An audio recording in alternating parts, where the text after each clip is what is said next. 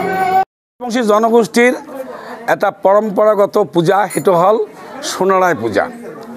সোনাৰায় পূজা ঠিক পুহ মাহতে মানে ঘৰে ঘৰে সোনাৰায়ৰ নাম কীৰ্তন কৰি ঘৰে ঘৰে আমাৰ মানুহবিলাক যায় আৰু ঘৰৰ পৰা তেওঁ সকলোৱে ঘৰৰ পৰা বস্তু আনি চাউল ধান ইত্যাদি কালেকশ্যন কৰে আৰু এইটো লৈ আমাৰ সমজুৱাভাৱে সোনাৰায় ঠাকুৰক পূজা কৰি প্ৰসাদ বিতৰণ কৰা হয়। এটা ৰাজমেলো হয় আৰু এটা উল্লেখযোগ্য কথা হৈছে সোনাৰায় পূজাটো এটা হচ্ছে অনাৰ্যমূলীয় পূজা।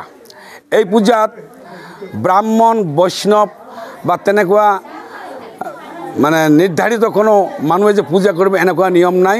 সোনাৰায় পূজা এইটো সম্পূৰ্ণৰূপে ঘৰুৱা পূজা, সম্পূৰ্ণৰূপে অনাৰ্যমূলীয় পূজা।